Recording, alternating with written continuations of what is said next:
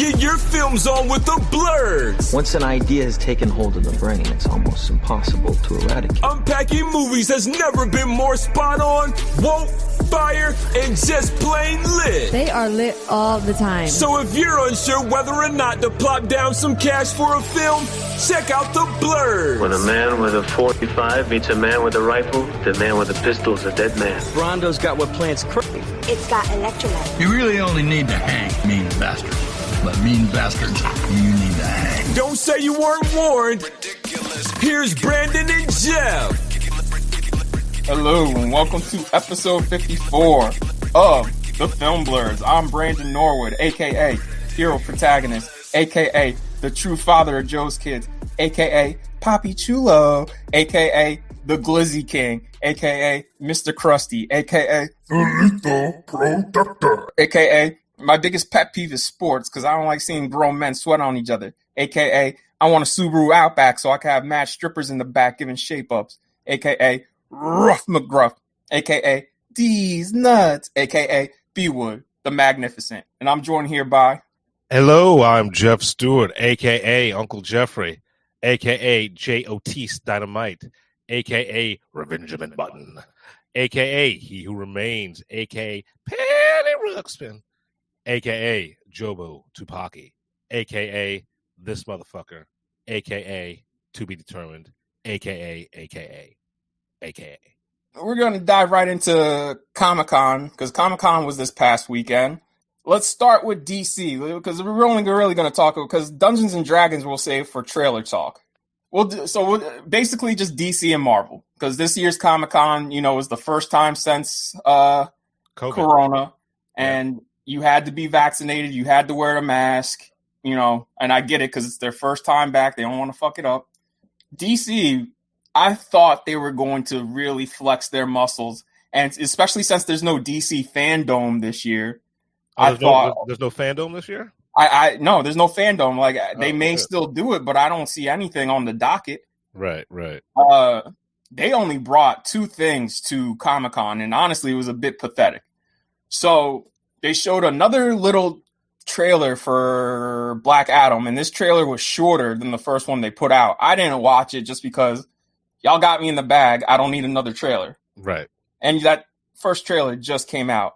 The Rock came in full Black Adam gear. It was his first time ever, if you can believe this. This is his first Comic-Con ever. Really? Yeah, which surprised me. All the stuff he's done, I was like, it took him this long. Well, I mean, I guess this is his first real comic property, right? Still, though, they brought Interstellar to Comic-Con. Oh, did they? Yeah. This is, I'm glad people were hyped for it, and I didn't watch the panel, but a lot of people said the panel was entertaining. At the end of the panel, he went out in the audience and gave everybody in Hall H a pass to see the movie in IMAX when it opens. And I was like, y'all couldn't give them an advanced screening? They waited all day in line, sweated it out, eating $10 hot dogs and $20 nacho with the cheese that makes you makes you shit for 5 days on end. Yeah, but by the time this movie comes out, come out October? Yeah, October 23rd. Fucking IMAX tickets gonna be $30 a pop. Yeah, that don't matter to me because I got A-list, baby. Right, know what I'm saying? But if they're giving away free shit, that's not bad. That's not bad. But I mean, I'll say this: at least The Rock really does care about his fans. That always shows through. And that was a nice treat for the fans. He's always been an entertainer. He's always been the most charismatic, genuine person in the room. I love The Rock. I mean, I'll talk shit on The Rock when he does dumbass Red Notice movies and Baywatch, and then gets mad that people don't like Baywatch. Right. I never saw Baywatch. It's I got no fucking reason to watch that movie. But he's always, entertaining. He's genuine. He's a movie star. Yeah. And he's like Tom Cruise like that, where he appreciates his fucking fans. So, yeah. I mean, I like the first trailer a lot. I know a lot of people are mixed on it, and I think it looks cool. I mean, I'm glad the trailer looks cool because they announced this movie like 18 years ago. So 18 years later, I guess we're still waiting for the big, because the one thing we all want to see is, you know, Black Adam versus Superman and Black Adam versus Shazam. Right. You know? So and the thing is, I didn't care at all about a Black Adam film. And when it was announced, one of the 5th times it was announced over the last 18 years, I'm like, okay, cool. I don't need this. I don't want this. And it's probably going to look shitty. And then that first trailer dropped, and I'm like, okay, all right, I get it, Rock. I'm going to let you do you. So let's before we move into the disappointment, because there was a big rumor going around about the DC panel. And before we get to that, let's talk about the last thing that happened, which was they brought out the cast of Shazam, did a panel for Shazam, and debuted the new trailer, which we'll save for trailer talk, for Shazam 2. Mm-hmm. And I will say this again, once we get to trailer talk, they got to move that release date. Like, I'm sorry. Like, there's no way you can come out the same day as Puss in Boots and then 5 days after Avatar 2. It's not going to happen, bro. Avatar 2 is going to eat all of December. It's going to eat December's lunch.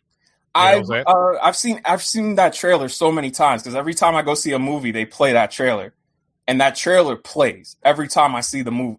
Every time I've seen it in a theater, right? Like people put down, because during what I like about the theaters I go to, people will text during the trailers, and then when the movie starts, they'll put their phones away, and that's it. Every time they play this trailer, the phones go away, and people are just locked into it, and you hear the whispers like, "Oh, I want to see it! Holy shit!" And it's just like, I mean, nigga, like, yeah, it's already the top grossing film of 2022. Like, and it hasn't even come out yet. Not nearest ticket has been sold, but it is going to be the highest grossing film of the year. Y'all have all of October. Like, I know Black Adam's coming out in October, but like, y'all got all of like November and December. Like, I would even put it out like the first weekend of December. Shazam, there you go. Right. So that way it could have some runway, and then maybe you might pull in some Christmas business, maybe. Right, because you'll pull in Christmas money just for people who can't get into Avatar. Yeah, and see Shazam. I'm gonna be real with you. I think the people who can't get into Avatar are probably gonna go see Puss in Boots. Because people love Shrek, you know what I'm saying? And it's not like that first movie was bad. People actually like that first Puss in Boots movie. So, but like, for every time I want to give DC credit for some shit, then they do some fucked up shit, and it's like, oh, like this, man. Yeah. And I was like, get your house in order. So the big rumor during Comic-Con was the week leading up to Comic-Con was that Henry Cavill was gonna come to Hall H and announce a new Superman movie. Like, hey, I'm back. We have a new Superman movie. This is what it's called. This is our director. Worry not. And what happened? None of that. Nothing. Yep. None of that. And that was reported by a big trade. That was reported by Deadline, because Deadline's one of the big four. Because you got Deadline, Variety, Hollywood Reporter, and The Wrap. And for a big trade to report that and like actually report that as fact, I was just like, man, does that make y'all look bad? Right. Also, they said he wasn't going to show up because he was shooting The Witcher 3 in London. Like they said, like leading up to it, like he's currently shooting The Witcher 3. It's probably not going to happen. Well, here's the thing. DC is having a horrible year when it comes to public relations. Oh yeah. Do yourself a favor, guys. Go ahead and read the Variety article. It's a short one on why the San Diego Comic-Con had such a weak DC presence, or like one of the rumors is because they've got problems with their stars. Ezra Miller and all their bullshit and shenanigans. And I mean, he's basically like Keith Raniere Part 2, running his own little cult. Right. A cult of one, but still, you got to start somewhere. I mean, it's from what it sounds like, she might be a sex slave. So I'm like, oh, so this dude's the new Keith Raniere. Right. And you got Amber Heard out there shitting on fucking pillows. That's how you get pink eye. Yeah, that's definitely how you get pink eye. Either that or just someone farting in your face. But either way, it is unsanitary and just fucking gross.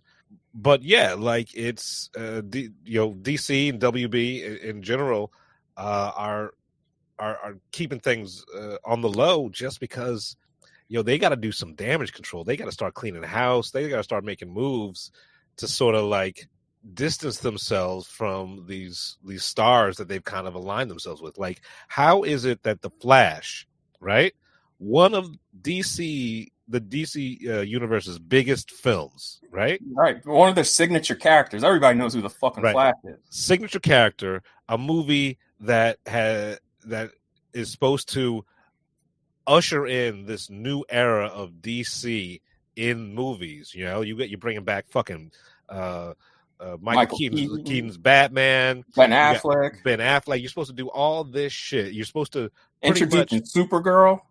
This movie is supposed to be the thing that rights the DC ship, and not even a fucking word, not a clip. Like, all right, there was one clip with the Flash in it, and it was in the trailer for Shazam. And you noticed they didn't show his face or their face. They didn't show their face, and they didn't mention the character, right? They showed Ben Affleck's Batman, and they said Batman, right? But they just kind of hinted at Flash. I mean, you do see Flash running, but it's from behind and the side. Right. But like that shows you where their head's at right now. Like, they are trying to fucking bury the bodies, fucking shred the documents and shit like that, and they rebrand. I feel so bad for DC because it all comes back down to the two people we mentioned in the first episode, Kevin and Zach. Like, they're still dealing with these two, and they're not even part of it anymore. That's how much damage they've done. They are like, DC is haunted by the ghosts of fucking Christmas past and Christmas future of the film world. No, because I mean, you're still dealing with Snyder because he's still on the internet trying to get his way with the DC universe, and I'm like, dude, you got two different franchises going on at Netflix. Like, what more do you need? He needs it all, bro. He needs it all. You know who talks like that? Fucking rapists. Look. I'm not gonna say it, but I will agree with you. Right. I want what I want when I want it. Give it to me. So yeah, so DC's appearance at Comic-Con was disappointing. I'm disappointed that we're not getting another Henry Cavill Superman, because with the right director, he's it, man. Yes, with the right director, the right script, he is that motherfucker. He is Superman. Yes, honestly, they should have did Man of Steel 2. And if Man of Steel 2 didn't perform, maybe do BVS, but then at some point you gotta recoup and figure shit out. Right. I don't know how you take a movie that in your eyes is a failure and decide to launch a whole ass universe off of it. Right. And look, I don't see how that movie was a fucking failure. For what it was, I still enjoy Man of Steel just because I see the potential. And it pisses me off because Batman Begins made less money, both domestically and worldwide, than Man of Steel. And look what happened with that movie. Right. Like, I never thought that I was going to get a sequel to Batman Begins after the box office returns on that. I mean, and you know what? Even Nolan said, he was like, "Oh, I thought I was done. I made a movie that had a beginning, middle, and end." So when they came back and said, "Hey, you want to do a sequel?" I was just like, "Let me think about it. Let me come up with a story." And again. Same thing happened twice, because after The Dark Knight, he was like, I didn't think I was going to make a third movie. Right. and we'll talk about sequels in our main review, and that is the core of what makes a good sequel: a beginning, middle, and end. And the filmmakers honestly think, okay, how am I going to do a sequel to this? Not just build out a fucking all right, well, this is we're going to plan this for 18 different movies.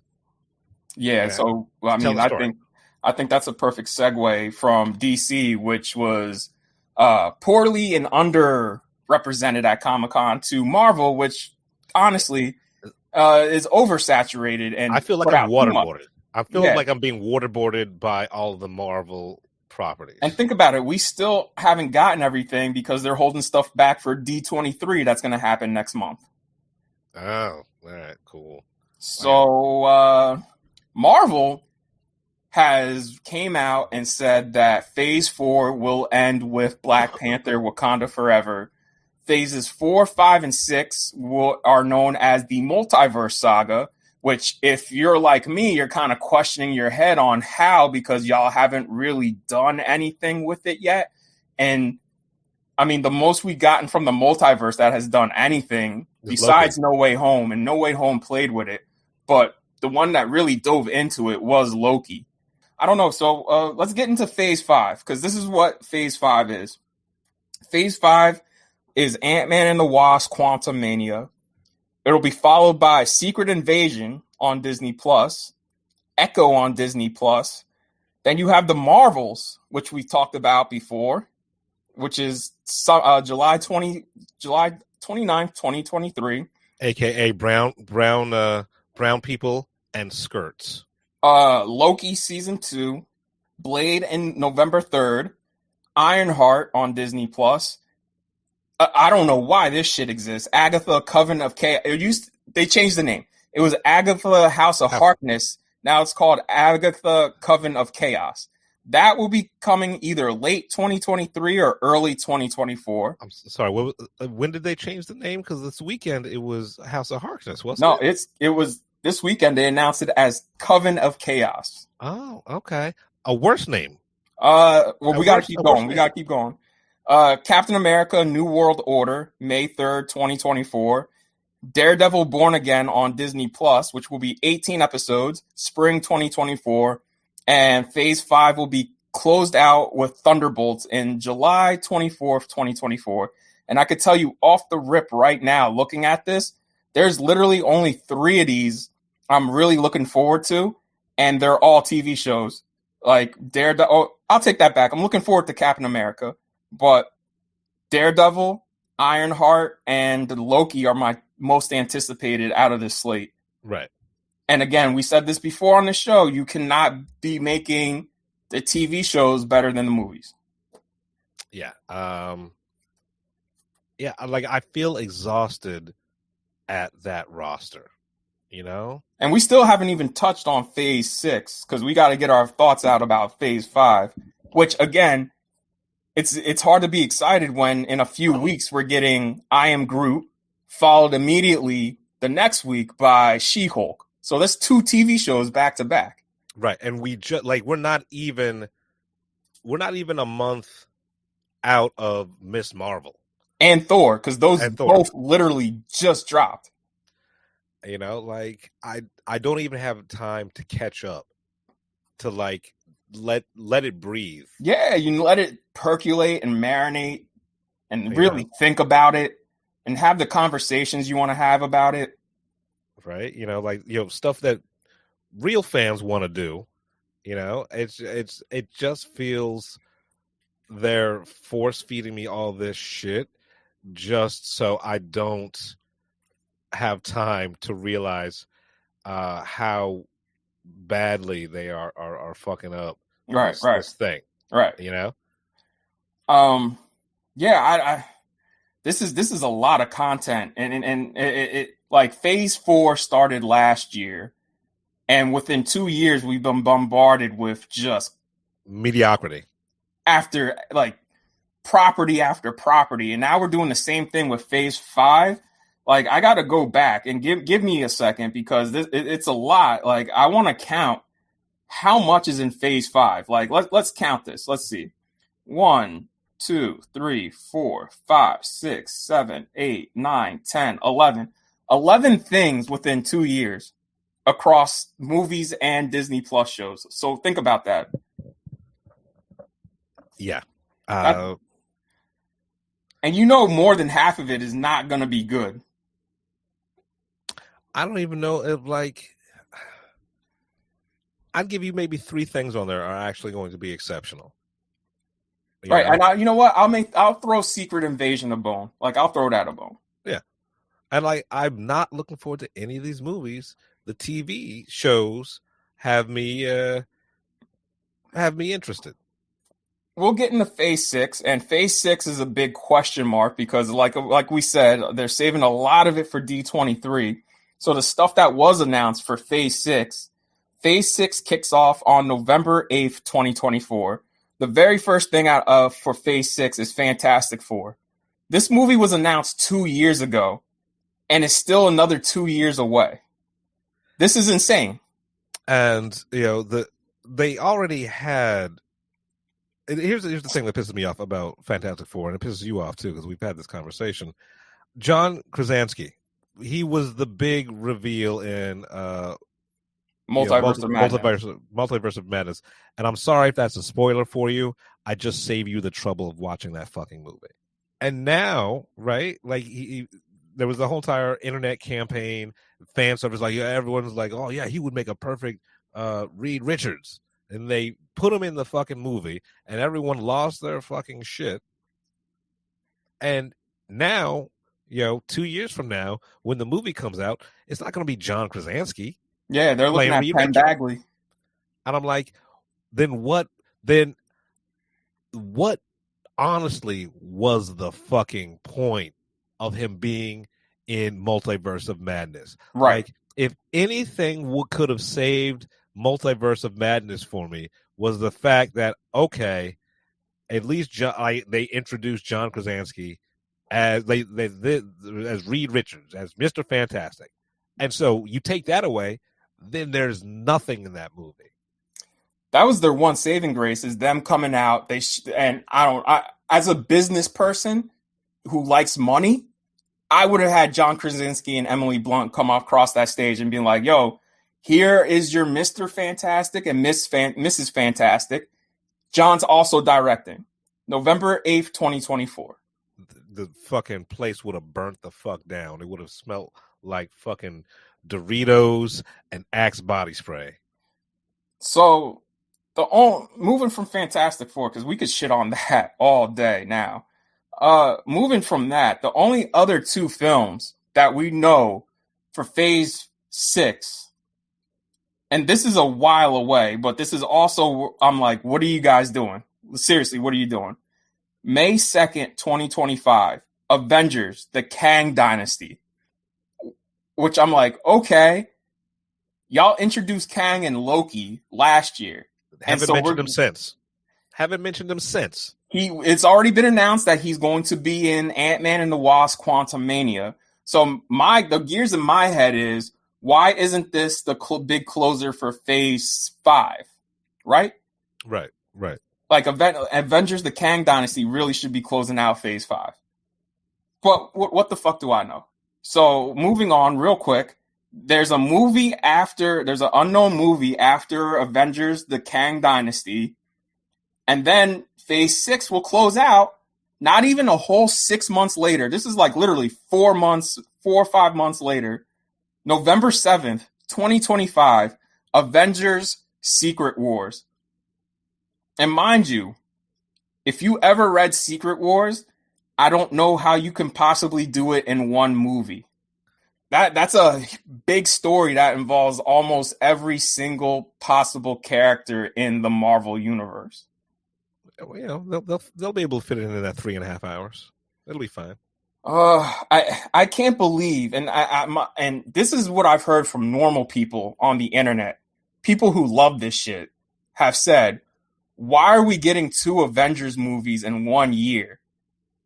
They're like, can we split this up? Can we be excited for one Avengers movie, percolate on that, and then we could be excited for the next one coming up?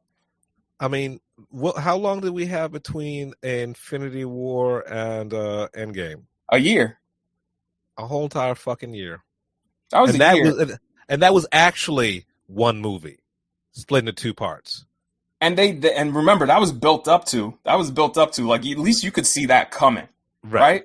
Like, you knew this is what we're getting to. I don't know how they're going to lead up into the end of how are we going to lead up into Secret Wars in the Kang Dynasty? I can't even tell you. I don't know how they're going to even build to that. It was that secret movie in between. That's gonna answer all the questions. We found out some news right before we started recording this. Dustin Daniel Crichton will be directing Avengers: The Kang Dynasty. I don't know who's doing Secret Wars, but Kevin already said the Russos are not doing the Avengers movies, even though the Russos themselves have said the only thing that would make them come back to Marvel is if they could do Secret Wars, because that is the best Marvel story. And I'm just like, I don't think you guys should be doing it for reasons we'll get into later. I think the only people who can do it, honestly, just because everything else they've done, the Avengers and Captain America, they've stuck the landing on all of those. I will get into why they probably stuck the landing on that in our main review. Okay, all right. But who do you think should do Secret Wars? I don't know. Fucking give it to Ryan Coogler. No. Like give it to No. Like give it to someone real. Give it to someone fucking real weird, and just be hands off. Like that's the problem we're getting. Kevin has his fingers in everything, and it's showing. It's showing. Yeah, and it's the same thing with Catherine or Kathleen Kennedy. I always get this. Kathleen Kennedy. Yeah, it's the same thing with Kathleen Kennedy in Star Wars. Well, her problem there is, after reading that Vanity Fair article, she relies way too much on Dave Filoni. And I know Dave Filoni, he knows the Star Wars universe inside and out, and like he's the human encyclopedia that even George Lucas goes to him sometimes, but that's a problem because yes, I know, because now he's calling the shots on everything, and it's just like, well, he's not only is he calling the shots, right? But here's the thing: there's no outside the box thinking. Yes, there's no inspiration. There's no like, well, what if we did this? Reading that Vanity Fair article, when John pitched The Mandalorian to Kathleen, she loved it, but she was also scared. She's like, maybe we should bring in Dave on this. And Jon Favreau was like, okay, I'll meet with him. And she was scared because she thought, they would hate each other. Because, Jon Favreau at that point, when he's making The Mandalorian, man, he had Lion King under his belt, Iron Man 1 and 2. He's still a producer on. He's still like a main producer on all the Marvel shit. Like, man. So for her to be like, yo, you gotta go meet with Dave and make sure like it's not stepping on toes. I'm like, does it matter? He's creating his own little part of this universe, right? And I would like to have seen a Mandalorian devoid of Dave Filoni, just because I have a feeling we would not have any Skywalkers in it. Dave Filoni's done great things in Star Wars. Some of the best stories have come from him, but you can't be reliant on a human encyclopedia. Right, because, having the knowledge is one thing, but then being able to just, like I said, out of the box thinking, we need to get fucking weird with this. Because that's the only way this is sustainable. Like Marvel and Star Wars, that's the only thing that's going to endear them to the next generation, is if they just fucking start doing weird shit, like what they tried to do with Rian Johnson's Star Wars. Rian Johnson, sorry, Ryan. I always forget his name. Rian Johnson's Star Wars movie, but then the fans fucking hated it because it's not what we know. And that's not my Luke Skywalker, because, characters can't change or make bad choices. You know what I mean? Right. You know. But y'all give Star-Lord a pass for fucking up For fucking up the whole universe. The whole universe, right? Yeah. Whatever. Oh. You know, what Luke goes through is more believable than what Star-Lord did. Yeah. Because at least that I was like, yo, he's a human being. You know what I mean? And I understand why he did what he did. Mm-hmm. So yeah. If regular people are saying what they're saying on the internet about Marvel, because they ended the panel with the Black Panther Wakanda Forever trailer, which we'll get into during trailer talk. I just don't know what y'all gonna do. Because if Black Panther don't hit, man, I think that's the beginning of the end. Like it's going to bleed out a lot, right? And they'll be able to suture the wound and stitch the wound back up. But really, the big test for Marvel will be Fantastic Four, because that's the only thing people, besides X-Men, that's the only other thing people are really excited for. And if they fuck up on Fantastic Four, then that wound's going to open back up, and that y'all going to hemorrhage out and die. Right, and you said something really interesting right there. Regular people on the internet, because let's not get it twisted, right? Regular people made this new Marvel Cinematic Universe happen. You know? It wasn't the fans. Right. You know, it was regular ass fucking truck driving, Miller or Bud Light drinking fucking people. But the thing is, now Marvel is insisting on kowtowing to these diehard fans, right? But the diehard fans aren't the ones that are giving you the money. I mean, I knew we were in a hard spot is when I went to go see Doctor Strange again with my brother, and walking out of the theater, some lady just loudly said, "What even happened in this movie?" And the fact that we all turned around and I looked at her and I just saw people going up to her and saying, right, and agreeing with her. I'm just like, man, that is not good. Right. Same says same. Like, what the fuck did it even happen? That's not good. Yeah. So, and remember, another problem is I think they sold Multiverse of Madness as this big event movie, and it ended up being a non-event. Yeah. I can't remember what happened. I'll be real with you. Like, more happened in the first Doctor Strange than in this sequel. Right. And I was so looking forward to it because I fuck with magic the long way. I loved what they did with the first Doctor Strange. And then that first movie was so good. Yeah. And then you're like, okay, Sam Raimi's coming in to replace Scott Derrickson. Maybe we could salvage this movie. Maybe this could be good. And then it's just, I feel like Raimi was like boxing with one hand tied behind his back. He got a few punches in there, and you could see where his punches landed, but everything else, it was just that wasn't the movie he wanted to make. Oh no, 100%. Like it wasn't even close to the movie he wanted to make. No.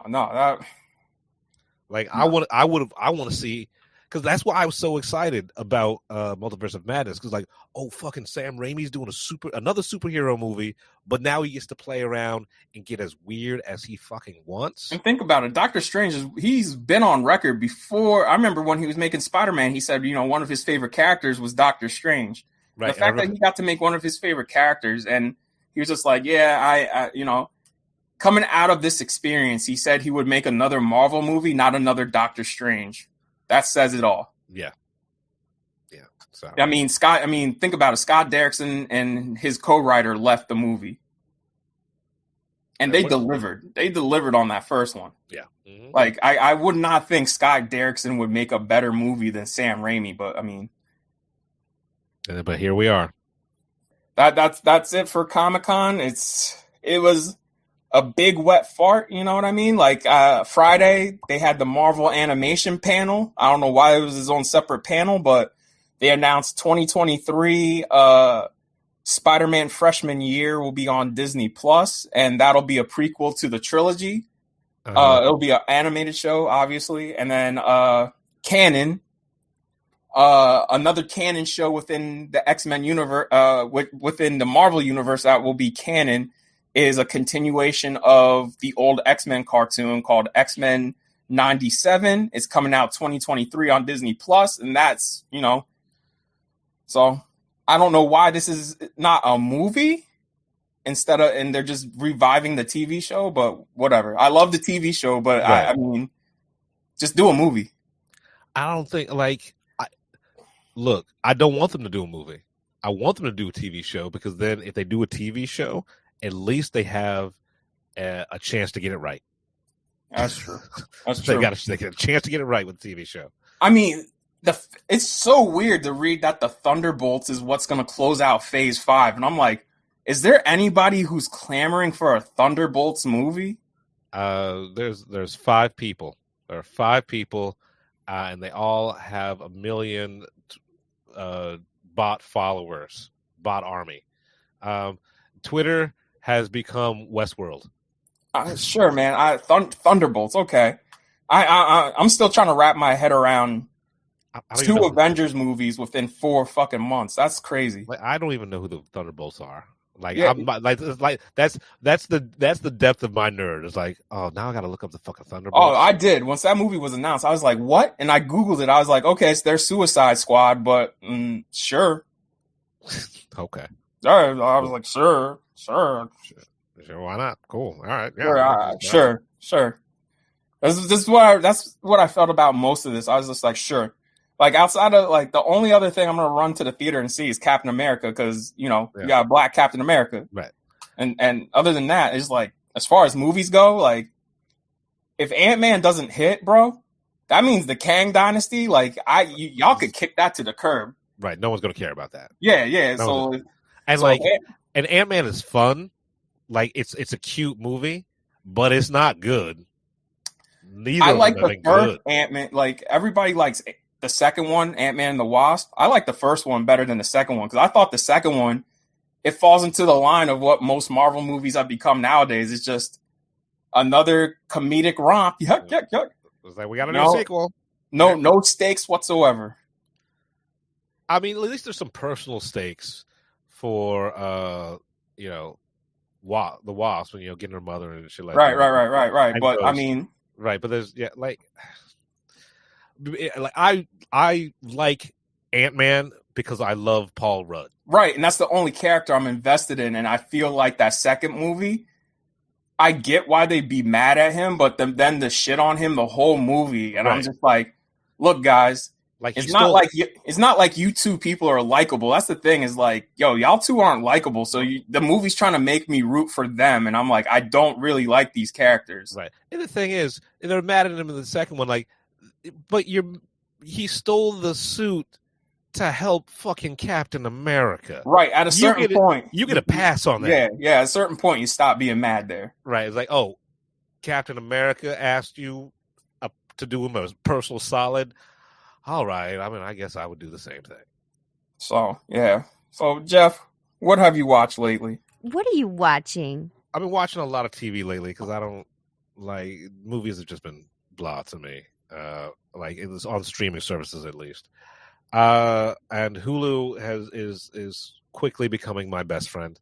So I decided to watch Everything's Trash on Hulu. It stars Phoebe Robinson from Two Dope Queens, which, if you haven't listened to, it is one of the funniest podcasts ever. And I have never seen the show Two Dope Queens, but the podcast made me an instant fan of Phoebe Robinson. Everything's Trash. It's pretty much Nora from Queens meets Broad City with a little mix of Insecure. It's Broad City with a black chick, and your mileage may vary on it. It's not all that weird or inventive. Like, the thing about Broad City and the thing about Nora from Queens were that they weren't afraid to get weird. Abstract, sort of, cerebral, if you will. And this isn't it. And I think part of it is that even though Phoebe Robinson is a great comedian, she is a mediocre at best actress. And I think that's what really kills the show for me. I'm only at 3 episodes in, is that I can tell Phoebe Robinson is acting. The ladies from Broad City, Nora from Queens, all these other shows, right? It didn't seem like they were acting because they were just being themselves. This seems like she's acting at being herself. All right. So, I mean, if you need a show with some black girl magic in it, yeah, go ahead and watch it and shit like that. But it's forgettable at best. It's definitely a background show. That's what I got for that. On Netflix, there is this series, a limited documentary series called Hurts Like Hell, right? So it's a mix. It's about Thai boxing, so that Ong Bak shit. And it's a mix of documentary and narrative, and it's like Rashomon for Thai boxing. All right. So the inciting event is, there's this boxing match where shit goes wrong, and you see the boxing match from the different perspectives. You see it from the perspective of the people, the dudes who bet on the games, and they make their living betting on the Thai boxing. You see it from the angle of the referees who are getting paid off and shit like that, right? You see it from the angle of the fighters and all these different aspects of it. And the narrative is intercut with actual people in the profession, like actual boxing commentators, actual fighters, actual they call them the dudes who make their living betting on Thai boxing. They call them gurus. So you see it from the people who are expert on gurus and that culture and shit like that. So it's a very fucking fascinating hybrid, and it's brutal. The fighting is fucking. These dudes are fighting. It's not bloody or anything like that, but it's definitely, these are skilled professionals doing this. And so it's an interesting take on a sport that I know nothing about besides those Tony Jai movies, the Ong Bak movies and the Protector and all that shit like that. And I had no idea how fucking sleazy and dirty and and just all around evil Thai boxing is. You got fucking 12-year-olds beating the shit out of each other in the ring. So, so I would suggest doing it. Your mileage may vary because it is all dubbed badly, and if you're like me, who has to watch a show with subtitles, even with the dubbing doesn't even match the subtitles. So it's an extra level of fuckery. Jesus. Moving on from that, Blackbird on Apple TV. And I will say this again, if you don't have Apple TV, either get it or find a friend who has it, because there are some great fucking shows on that. There's our Lord and Savior Ted Lasso. There's Physical. There's a whole bunch of other shows. My new obsession is Blackbird. Blackbird is the story of a drug dealer who gets caught. He's looking at a 10-year sentence. And in order for him to get out scot-free, in order for him to be, be released before his 10 years are up, they transfer him to the worst prison in the country to try and get information out of a serial killer. and it is Ray Liotta's last performance in this show. And, that the fact that he's going out on with this, like, I'm happy for him, because this is a great fucking show. This is the movie that if you're going to die before, like, die working on whatever like that, this is that fucking show. It's a slow burn. It's a really slow burn. It's the violence when it hits hard, and it's brutal and it's gory, but it's really more an examination of, the human psyche, and what drives people to do what they do, and yada yada yada. I can't get enough of it. Like, it's one of those shows like, all right, I can't wait for the premiere. I can't wait for this to come out this week, because I need to know what happens next. And like I said, mostly it's conversations. So that's Blackbird. Moving on from that, we're still on TV. And we were talking about this yesterday on the train. Let's talk about the fucking rehearsal. Yeah. So y'all heard, well, I mean, I guess y'all haven't heard it yet, but like, when you get the chance to listen to episode 53, y'all hear us talk about the first episode of the rehearsal and how fucking wild it was. Well, episode 2 is episode 1, because episode 1 starts at a 8 and just ends at a 30. This starts at a 20 and ends at 100, where you're just like every passing minute, you're just like, what the fuck? Yeah. And like, it really was the first episode of the rehearsal was really just to like introduce you to the concept, right? Because and now was episode 2, we're really getting into it, and Nathan Felder is doing what he does. He really is injecting himself into this fucking show.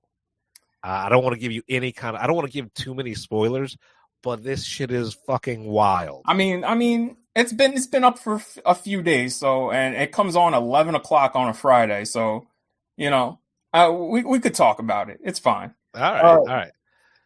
Look, so you want to give a breakdown of this? Look, this episode concerns a woman who's 44, and by that time, once you hit 40 as a woman, and it sucks, but like, it's basically done on you having a kid. It gets harder and harder. It's still possible, but like, once you hit like 45, 50, like it's done. And she still wants to have a kid. She still wants to get married. And her stipulations on all this are just insane. Any reasonable person at that age would be like, let me work with what I have. She has a checklist the size of a bar, like, the bar top. Right. You could roll her checklist down a bar. It's almost like her checklist is almost comical. Actually, it is comical. Of all the things. And mind you, she's a 44-year-old virgin. 44-year-old single virgin. Lives in a studio apartment. Christian. Yeah, lives in a studio apartment. She wants to marry another Christian. He has to be hot and handsome. Has to be loyal. Has to want a family. Must be the breadwinner. They have to live in a house because she doesn't want to raise a kid in the city, even though she lives in the city. Which, what kind of fucking sense does that make? Right. He's got to make X amount of money a year. Yeah. He's got to, and like all like some of those things that were on her list was like, okay, that's reasonable. You should want that for yourself. But then she gets into the weeds. Yeah. With like getting real specific. Yeah. With the shit. It's like, oh, okay. I mean, you can kind of compromise on that shit. I mean, yeah. Some of that I'm just like, baby girl, you can't do this. You can't ask any kind of reasonable person to live up to these kind of standards. Yeah. Like she's on dating apps, and Nathan goes, well, try to talk to some of the people on the dating apps. You never know, because I've known people who've gotten married and they met on dating apps. Yeah. So it's not like it's for naught. Like, I know plenty of people who've like met through dating apps, right? And it works. Like, or else there wouldn't be dating apps. So she goes on dating apps. She's like, too fat, too thin, not pretty enough, too ugly, and I'm just sitting there like, it's like, but what about their personalities? What about what about companionship? What about like all this? And some of these dates, you're just looking at because she's always bringing up Jesus. The Dead Scrolls, right? Right. When she started talking about the Dead Sea Scrolls, and the dude was like, over. He just glazed over. I was like, he's just literally just eating his French fries. Like, how the fuck, like. I would talk about some obscure shit, right? Right. But I never brought out the Dead Sea Scrolls, right? Because that's some great first date topic. You know what I mean? Whatever. Like, fucking nothing makes dicks harder than talking about biblical text, like obscure biblical texts. I would talk Aramaic to me, baby.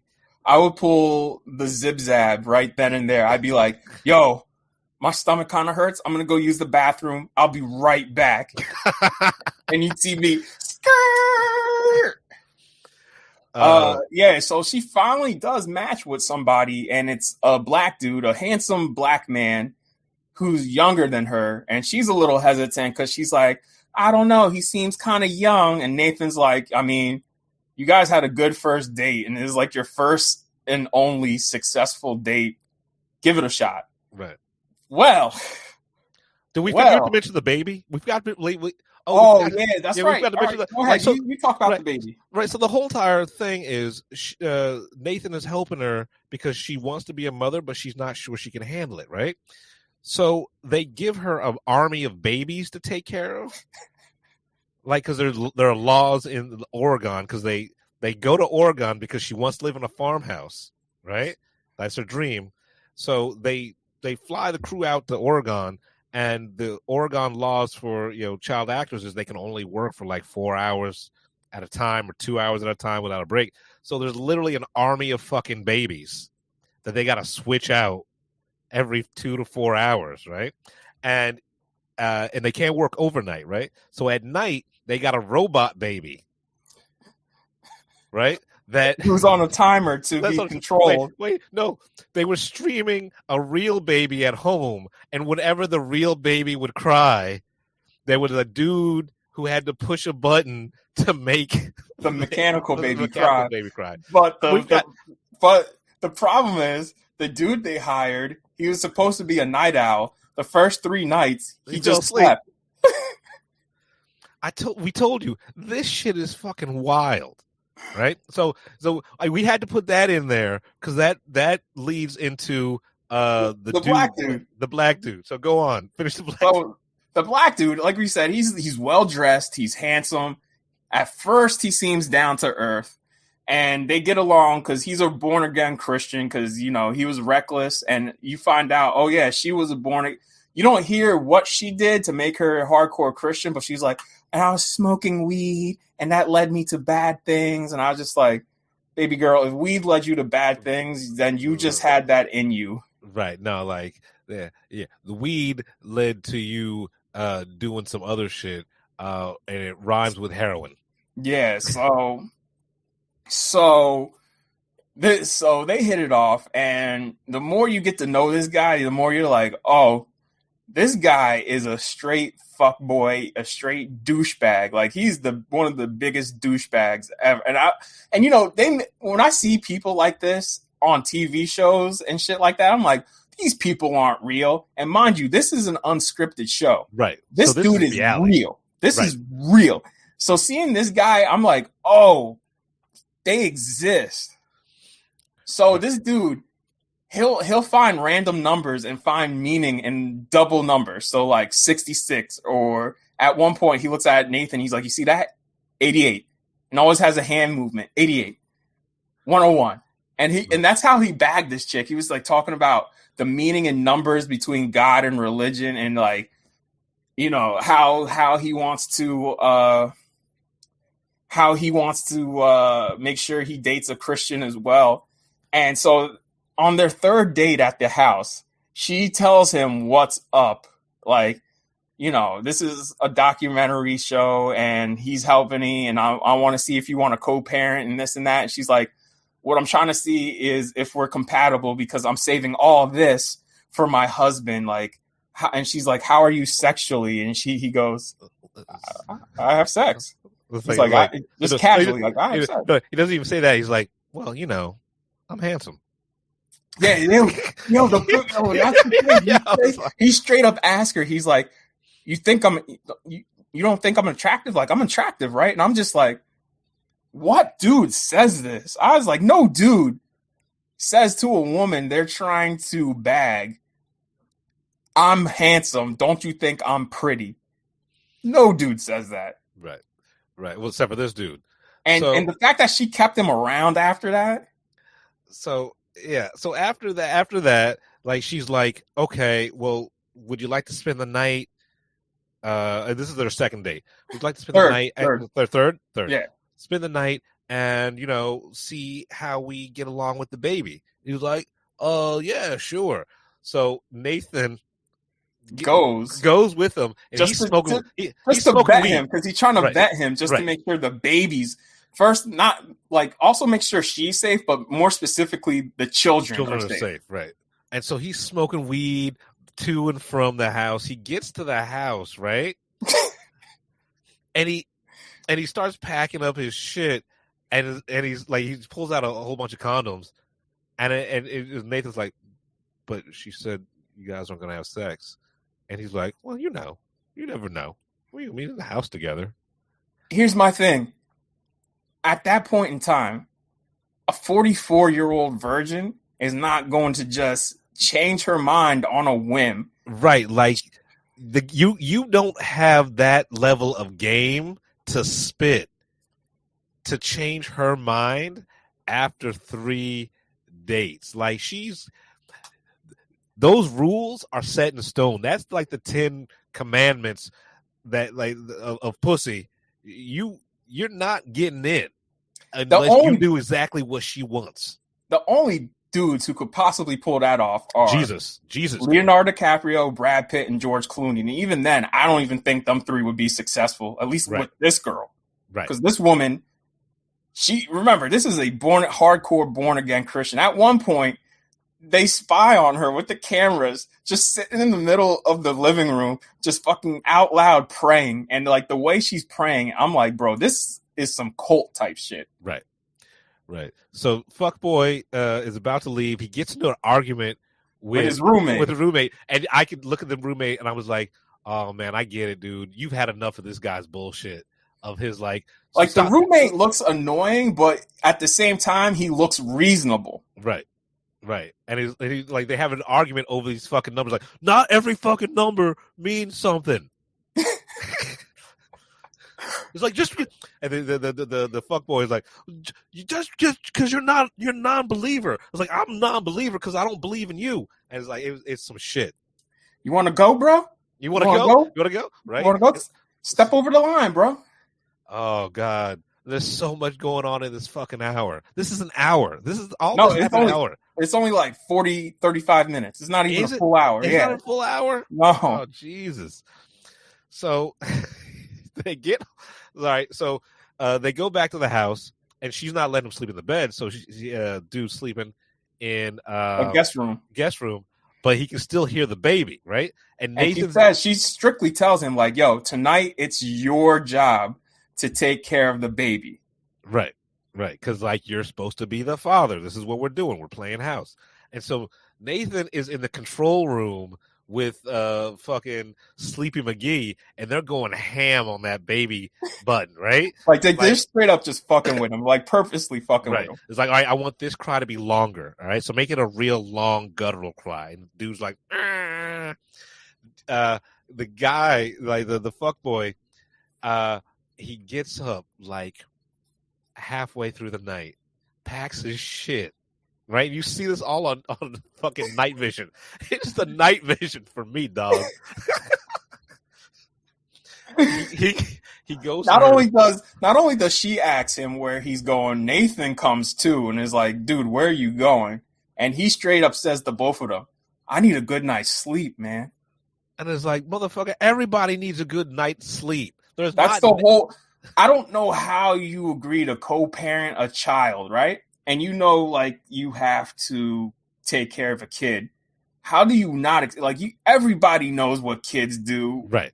Like, they cry in the middle of the night. Like, babies cry in the middle of the night. You got to get up. For the first 6 months, those first 6 months are hell. Because you have to be a parent 24/7. Because this dude thought, like, oh, I'm going to be on TV and I'm going to get some fucking, 40-year-old virgin pussy. Hell yeah. That's what he thought. He must not have Comedy Central. He must not know who Nathan is. That's my thing about this show. I'm like, how do none of these people know who Nathan Felder is? Because not everybody in this show looks bad, except for, like, I would say the people lending their children. Like, the people lending their children, I get it. Like, it's a social experiment for a TV show. Right, they're child actors, and they're probably getting paid so much fucking money. Right, for this shit. The subjects is what I'm saying. Right, the subjects of the show are I don't know where. All pieces of shit. Yeah, I'm just like, where did you find these people? No offense to her, but this lady's going to be single for the rest of her life. Right, we don't know. We don't know about the second episode because we don't want to give away the third episode because just like the episode of Nathan For You, where he actually ends up getting involved with the subject, right? And like marrying her and all that shit like that. He has stepped in to co-parent because he has an existential crisis about, I think I would like to have a kid. So now he's part of the experiment. And so now we know what the whole entire show is going to be about. Well, we'll see. We don't know if this is going to be the rest of the show or just another couple of episodes. I don't know. I hope it's the whole entire show. I really do. I don't. I want to move on. Like, I want to move on to more dumbass people. But yeah, like the rehearsal, it is literally the weirdest show on TV right now, bar none. Nobody could write this. That's the thing. That's what makes it so beautiful. It's like nobody could write this. Like, nobody. Yeah. That, like, I don't even know how this. I don't even know how they story edited this. You know.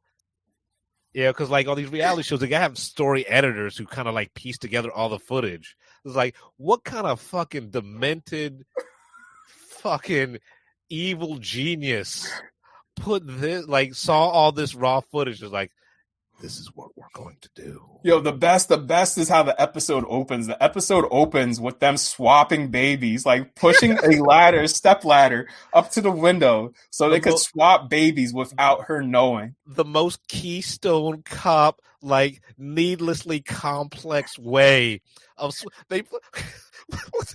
them running the ladder across the lawn. It's like, oh, okay, this is where we are now. This is how we start the episode. Okay, yo, because you're watching it, you're like, yo, are we witnessing like kidnappings and shit? So we've taken up a lot of time talking about this show just because it's so it's so out there, and like, if you love it, you're either going to love this show or you're going to absolutely hate it. There's no one who's like, oh, that was okay. It's like you're in two camps. Either you're fucking for the rehearsal, or you want to hunt this motherfucker down. Yeah, man. Let me say this: at 11 o'clock at night, I should not have been laughing as hard as I was. And if you find it as funny, and it's just funny just because of the situation, like, just the situation and the people, you're just like, yo, this is out of, like, if you come across these people in real life, like, run. Just run it. Like, the dude in the first episode, like, if I see him in Brooklyn, I'm just like, I'm looking at him and just shaking my head. Right. And that dude's a teacher. I don't know what he teaches, though. So, like, he might be lying about being a teacher. We don't know. He lied about having a doctorate. I mean, if he is a teacher, that means everybody, like the whole school probably is now spreading that episode around. Oh, and yeah. think Oh, about yeah. it. If he works at a high school, that's even worse. Like, he's excommunicated from Brooklyn. He's had to leave Brooklyn. Like, you can't do some shit like that and expect to fucking get a latte the next day. Yo, because then like people are gonna watch that show and be like, so what else have you been lying about? Right. Are you lying about that hair? And they get up there with a fucking Mr. Clean magic erase and they get rid of He straight up lied about his grandma dying to have a table. A bar table just so he could sit there. And it was easy for him too. Like, he didn't stumble or nothing. Oh, yo, any normal person would be like, all right, let's find another table. This nigga goes, this table meant a lot to my grandma. My grandma came here and she just recently died. And the dude's like, oh, I'm sorry, my grandma just died too. And I'm just like, Jesus Christ, yo. Oh man. Here's to the rehearsal, man. Oh God. And like the thing is that the entire series is going to end with a positive message about humanity and shit like that, because that's what he does. But it's a rough ride getting there. Man, I hope this gets a second season. Yeah. I want him to construct a bar for me. I want him to do some weird, like, go over the top for me. I never want to be on this show, dog. Dog, like, yo, because I feel like Nathan would weed out all the bad qualities and just naturally bring them out. Yeah.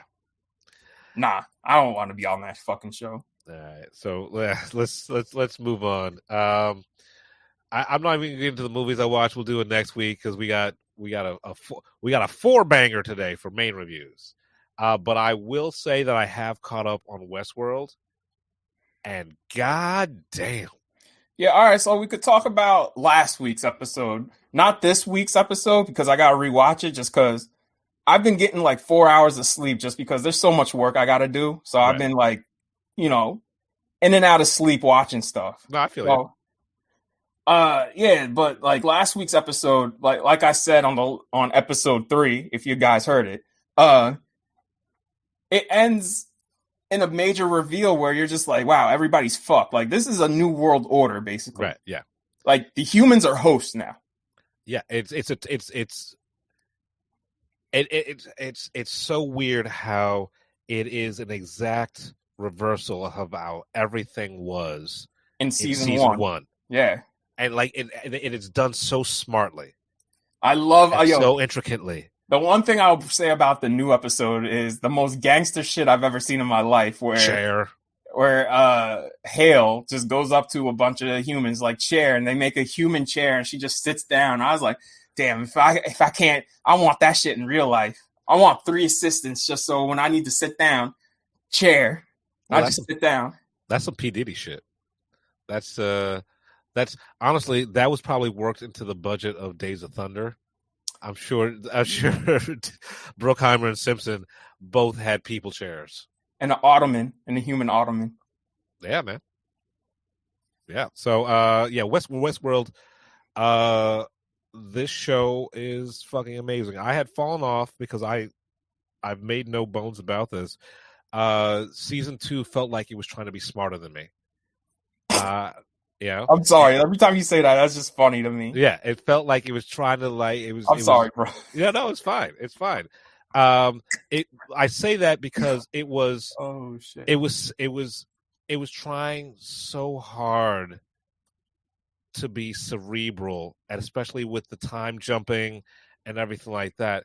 It just seemed like it was needlessly confusing, right? I don't agree. Well, you don't have to agree. I'm just saying how I feel. Like, I mean, a lot of people fell off after that second season. Yeah, I mean, hey, you call it what you will. Like, if I'm dumb, I'm dumb. But like, it made me feel dumb. I don't think you're dumb. Like, you're dumb. That season made me feel dumb. Oh, I Yeah. mean, that's how you felt, bro. I can't say how You you can't tell me to feel. Right. I can't change how you feel, bro. Right. Like So, that's on you. But yeah, it was just it felt like it was trying too hard to be cerebral instead of actually telling a story. And season 3 and now season 4 have kind of course corrected that, and it's it's playing with time, but it's playing with time so fucking effectively, and it doesn't seem needless. It doesn't seem stylistic. It seems, I mean, it's definitely stylized, right? But it seems narrative driven. You know what I'm saying? Like okay. the reveals and stuff like that could only be achieved by playing with time the way it does. You know? So yeah, Westworld. It's killing it. I love it. So yeah, that's all we're gonna talk about. Well, at least all I'm gonna talk about what I've been watching. What have you been watching? All right, so I'm gonna start with Evil is Still Fucking Wild. I really don't know where this season's going. Like, the cases every week are just getting weirder and weirder for a show that's already fucking weird. Move on from that. Only Murders in the Building has been fantastic this season. It's already been what? I didn't realize you had finished out the first season. Yeah, I talked about that for a few episodes ago. Okay. All right. Yeah, so season 2, I haven't watched today's episode, obviously, because it just dropped today, the new episode, every Tuesday on Hulu. Again, get Hulu. So far this season's nutty. Like, the fucking Arconia is now like the Clue Mansion. Like, they got secret passageways and shit. Like, everybody has a murder weapon and shit. And I love... last week's episode had me dying when they meet up in the restaurant and they're like, you know, we gotta think about what to do with the secret passage. And they're just like, because they're so old, right? They can't really hear. So they're like, Mabel, what? And she's not trying to say it out loud. So she's like, the secret passage. And they're like, what? And she's like, the secret fucking passage. And I started laughing when she said it like that. Just to her. Selena Gomez's delivery on that line was just so perfect. It cracked me up. And then the camera just pans over to their table of fans, and they're like, there's a secret passageway in the Arconia? So, yeah, I can't wait to dive into this week's episode later tonight. This is what I want from a murder mystery. You know what I mean? Something light, something funny. It has that classic murder mystery feel, right, like Knives Out, but it's modern. That's the thing that Ryan and this gets right. They studied murder mysteries, but then they updated it to modern times without it feeling dry. Like, Kenneth Branagh needs to watch these two before he does the next Poirot movie to make it like have some life to it. Right. Moving on. The Old Man has ended. Fuck that. I love this show. It was only 7 episodes this first season, and what a fucking cliffhanger we leave this show on. I'm so glad this got a second season. Season 2 is going to be wild. Yeah. And we can't I finished up the episode too. Like, we can't talk too much about it because it's just so many reveals. Yeah, and spoilers. But really, the Old Man was a much needed surprise for me when I started watching it. And fucking Hulu, once again, killing it. Yeah. So I saw last week, I had a little time. I went and saw Mrs. Harris Goes to Paris. It's a nice little adult comedy. You know what I mean? It's based off a book series. I know this is the first in a book. Stars Leslie Manville as Mrs. Harris. She's a widower, and she cleans houses in like 1950s London for rich people.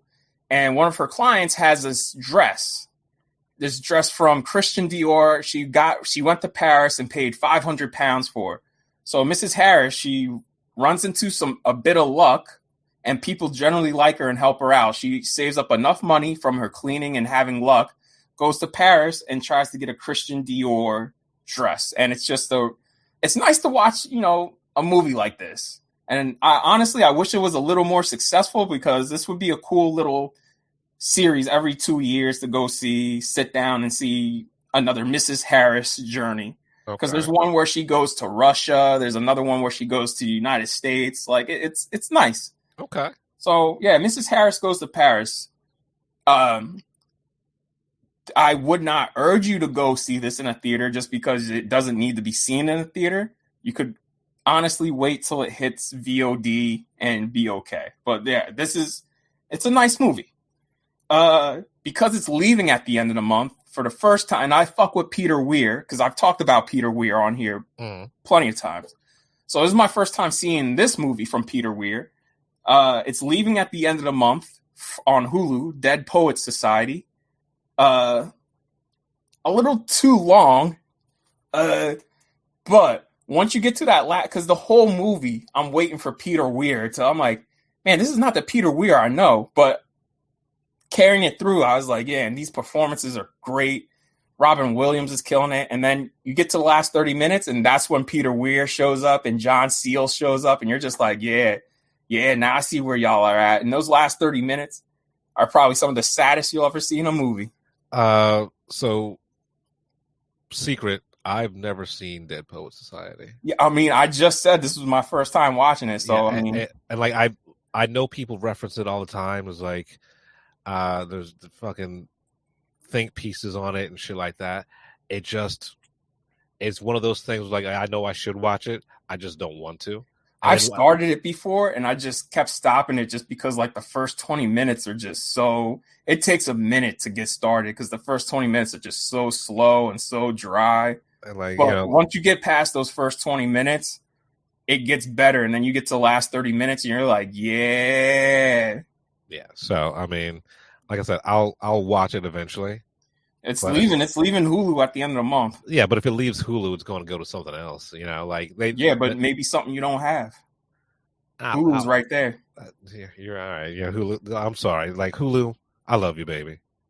I'm gonna watch. All right, and then the last thing I'll end on is I saw Nope again, and this movie plays so well with an audience.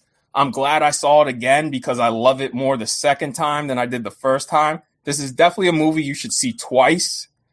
Yeah, man, it is a great movie to see in IMAX, to have the big theatrical experience, you know, and it made a lot of the themes clear. I know episode 53, I said I didn't like the backstory. That backstory for that one character now plays into the rest of the movie, both narratively and thematically for me better.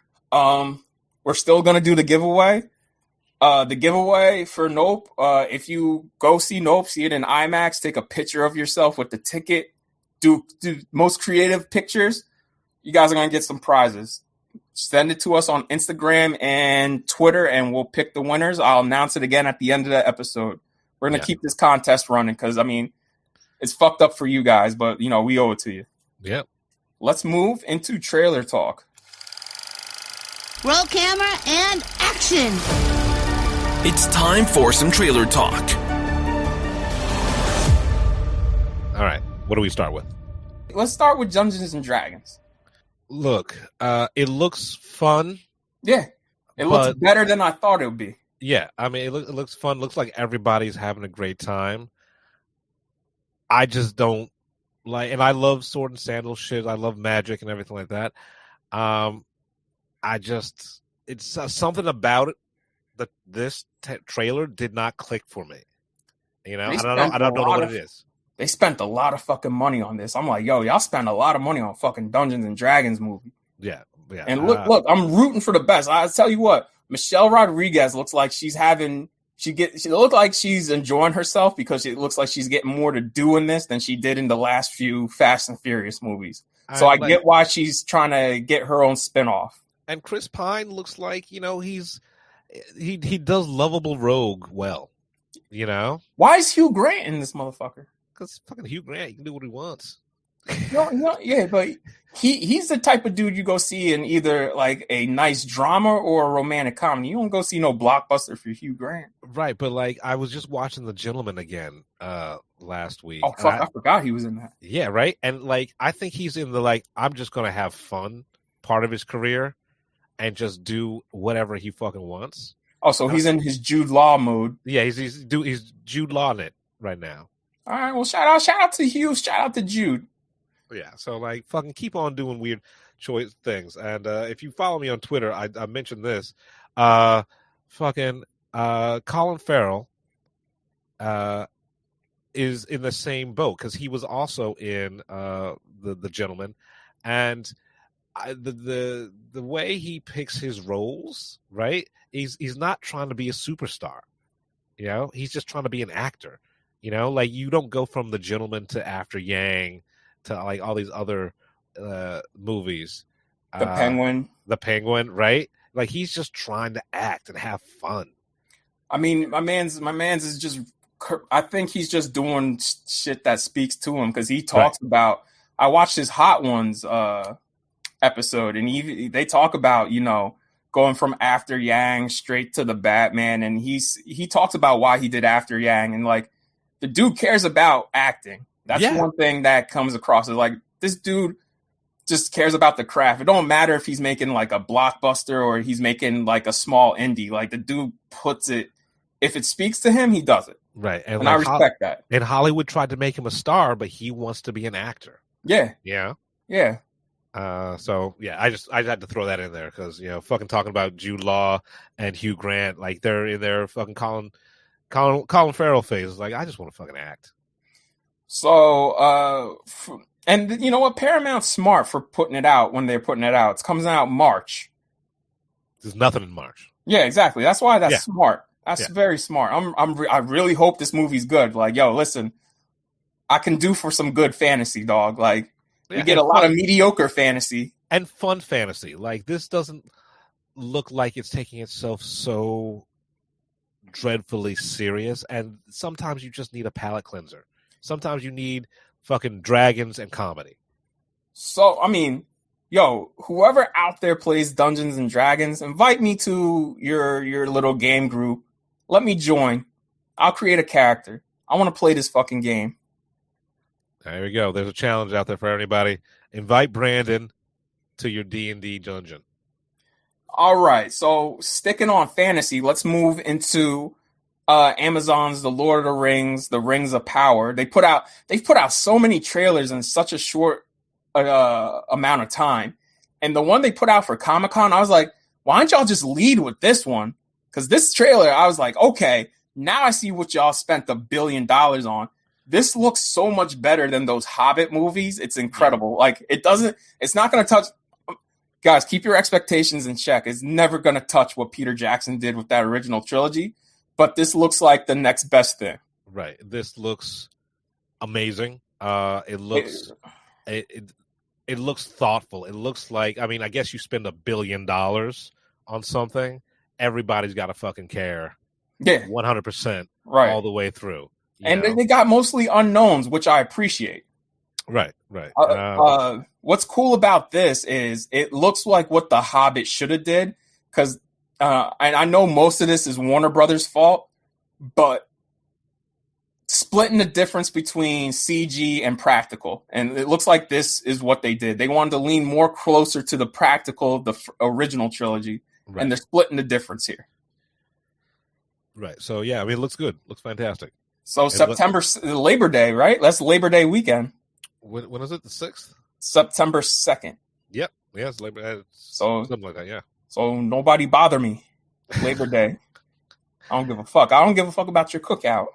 Are they dropping them all at once, or are they doing it weekly? Listen, either or. Don't bother me. What Brandon's saying is just don't fuck with him on Labor Day. He doesn't fuck with you. It doesn't matter. Listen, it's called Lord of the Rings weekend.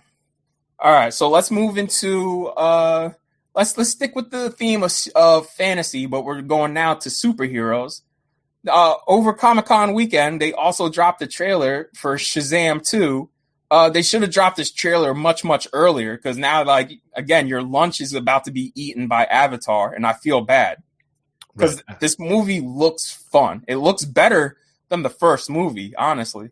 Yeah, I mean everything looks better because like that was one of the biggest problems I had with the first one is the CGI was kind of fucking wonky. It was a little cringy. It was all right.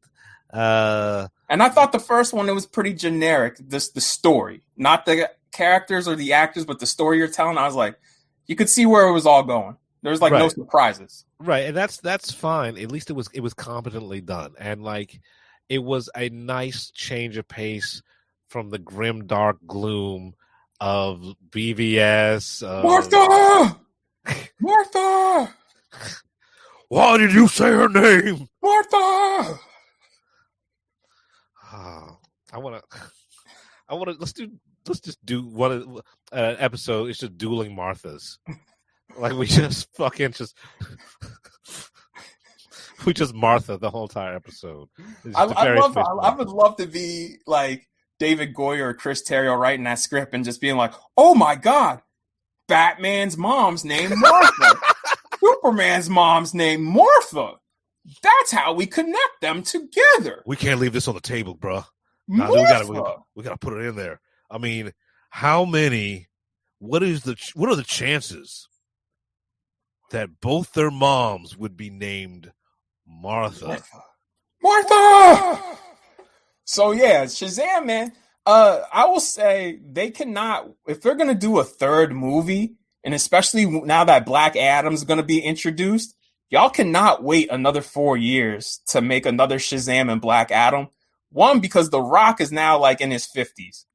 By the time you get to Black Adam 2, or if he's going to be in Shazam 3, he's going to be 60. Like, there's only so much my mans can do. I don't know. Like, The Rock's eternal. I mean, fucking look at He had reconstructive surgery on his shoulder recently. Yeah, I mean, that's fine. It's fucking Rock, baby. No, Jeff, Rock. Do you know what reconstructive surgery is? Like, they can CGI that arm. Like, And then these kids, I'm like, bro, this is like Stranger Things. Y'all waited too long because, like, you look at them. They're adults now. And even Zachary Levi, like, you look at him in the first movie, you look at him now, you're like, damn, dog, the pandemic took a toll on you. And I'm not trying to be mean. I'm just like, dog, you look like you aged like 10 years. I mean, he does look a bit older. I wouldn't say 10 years, but yeah, he definitely had a rough go of it. Y'all gotta. If you guys are gonna keep this a franchise, like, God bless, and don't wait another 4 years. I mean, hopefully it's not another pandemic. I mean, I think we could blame part of it on the pandemic. Also, y'all gotta move this release date, because there's no way. Like, as good as this trailer looks, if you sat me down, it's like, yo, you gotta watch one of these movies, Avatar or Shazam. I'm gonna be like, well, I get superhero stuff all the time, and I'm just gonna go see Avatar. Right, because and not for nothing, the trailer is more visually stunning. I'd rather be visually blown away by what James Cameron's gonna do versus watching, because some of this does look like they're floating in front of CG, but it looks more polished than what Marvel does. So here's the thing: they could have a pay-per-view special of Jesus actually returning to Earth, and maybe it would reach the numbers that Avatar 2 is going to make. You know what I'm saying? This is if I was David F. Sandberg, because he's the director of this movie, I would straight up go to Warner Brothers and be like, yo, can y'all just put this on HBO Max? Like, I would rather this just go straight to streaming than be embarrassed by what's going to happen if y'all keep this release date. So yeah, December 22nd. Looks good. Helen Mirren. I'm glad to see Helen Mirren in a comic book movie. Same with Lucy Liu. That's cool. But damn, y'all. Yeah, I mean, it looks fine. It looks fun. It looks serviceable. And like I said, it's. I mean, DC is hit or miss now, and which are honestly is better odds than Marvel. Yeah, So, could it be fantastic? Yes. Could it be horrible? Yeah. I mean, so I'm kind of excited to see which way it goes. Yeah. Woof. All right. And we'll move into our last and final trailer, which basically owned the internet at like midnight and for all of Sunday. I mean, I know I watched it 5 times. Well, I'm gonna watch it. They put out the IMAX version, so I'm gonna watch that tonight. Okay. Black Panther, Wakanda Forever. Oh, I got one more trailer to talk about before we move on. But Black Panther, Wakanda Forever. Yeah, it's beautiful. Yeah. I'll never call a trailer beautiful especially for a comic book movie, but this is fucking beautiful. I was very floored by what I saw, just because I was just like, my standards for Marvel now is just like, okay, green screen, pop, punchy, shooty, blow. And right. This, they have an actual art department. They have an actual cinematographer. They actually have a production designer, a costume designer. Like, this shit looks tactile. You could feel it. It feels good to watch a Marvel movie where it feels like a world I can step into. The use of music in the trailer, the visuals, the fact that, like, it doesn't shy away from the fact that we lost Chadwick. Yes, and that's going to play heavily in the story that T'Challa's obviously died somehow, somewhere. Right, and after watching this trailer, if you are one of those fuckboys out there who signed that petition to recast him, right? You look stupid now. Yeah, dumb as fuck. Yeah, you look stupid. Look dumb as fuck. I think. Well, the villain of the movie is besides looks like Queen Ramonda, looks like Angela Bassett about to lose her fucking mind. But like, I get that pain. Right. She lost her only son and child. Looks like the other villain is going to be Namor. And for those of you who know Namor, he's an Avenger. He's sometimes an anti-hero. He's sometimes a villain, and sometimes he's a hero. They're introducing Namor, and I heard the rumors about them pulling from Mayan mythology to do Atlantis and the Atlanteans. And seeing it in this trailer, I'm like, this is such a unique way to do Atlantis and Atlanteans. And I get why Ryan Coogler did it, just because, one, he's trying to keep minorities in the mix. Like, you don't want more white people. Right. Two, Aquaman came out already. Because Namor came before Aquaman. So you can't do the comic book Namor, because then people are going to be like, oh, well, it's just Aquaman with like fins and elf ears. And it's just like, well, now this is completely different. He redesigned Namor from the ground up in the Atlanteans, and it looks crazy. Like, honestly, if this is one of the movies in Phase 6, I'll go see it. Like a Namor movie. Yeah, I mean, we say that now, but it depends on who they give it to. Oh, yeah. And it depends on if they have control. Because watching this trailer, this is a Ryan Coogler movie. This is not a Kevin Feige movie. Right. This is not a Marvel movie. This is a Ryan Coogler movie. And that is something that needs to happen more often, where Kevin takes his hands off the wheels, sits in the back seat, counts his money, and falls asleep, takes the nap, and is like, I'm going to trust my driver to get me to where I need to go. Yeah. So that's what you do as a producer, is you trust your director. Otherwise, why hire them? Right. And like, I feel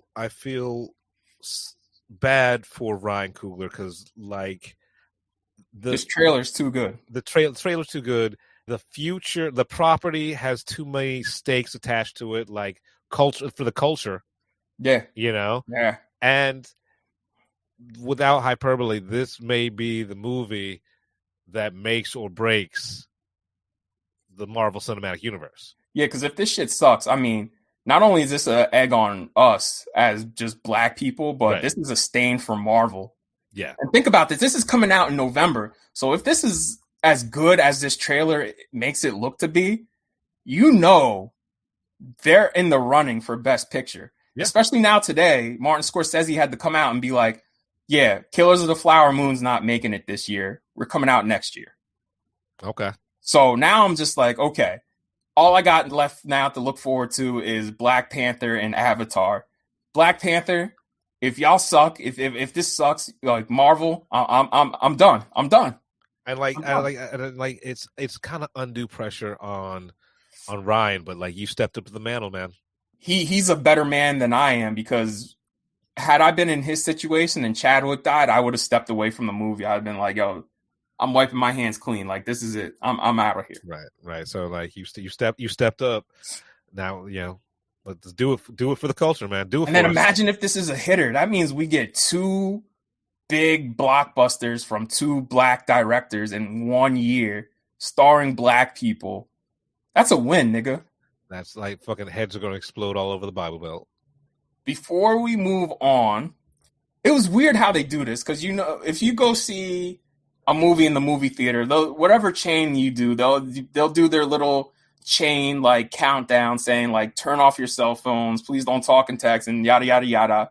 And then if you go see it in premium format, you'll get the Dolby intro, the IMAX intro. All that did that when I went to go see Nope again in IMAX. Got the IMAX countdown, like Nicole Kidman, which that was an experience where people started clapping and cheering for Nicole Kidman. A lot of them, this is the first time out the house in a while. So we all thought the movie's going to start because the Universal logo pops up.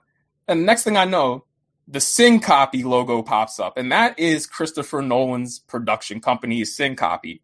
And I just hear gasp. And I can see at the corner of my eye, my brother's just staring at me because he knows what time it is. And then just after the Syncopy logo, just loudly, you just see fire moving across this giant IMAX screen. And it is the most craziest fire I've ever seen. And the Oppenheimer teaser, it is a teaser. I don't think they're going to release it online. You could probably find bootlegs of it online, but watching that teaser, I get why it's in IMAX, and I get why they spent $100 million on it, because the few shots of Cillian Murphy, I was like, yeah, that all looks expensive. Yeah. I mean, I saw a pirate copy of it, and even the pirate copy, I was like, oh, okay. I get it. My hands were sweating, too. I was like, oh, my God. I was like, yo, I'm about to sit in this IMAX theater and have a heart attack from a teaser trailer. Right. And right. If you follow the release pattern for Nolan, you'll get the teaser in the summer, and then whatever movie's playing in December, what the big movie in IMAX, you'll get the 10 or 15-minute prologue. So if you go see Avatar, I guarantee it's going to be Avatar. Yeah. You go see Avatar in an IMAX theater this December, you're going to get 15. That prologue. You're going to get that 10-minute prologue. So. Yeah. So, I mean, I'm excited. I mean, we talked a lot of shit about this movie too, right. But now like that teaser, I was just like, damn, if Nolan don't got me back. Like I feel like the ex going like, baby, we had some hard times, but let's give it one more shot. Next summer, get ready to have your mind blown with science. Yeah. All right, let's move into our main review. And now, the moment you've been waiting for, the Film Blurts feature film review. So we'll save the spoilers for last for Thor. Okay.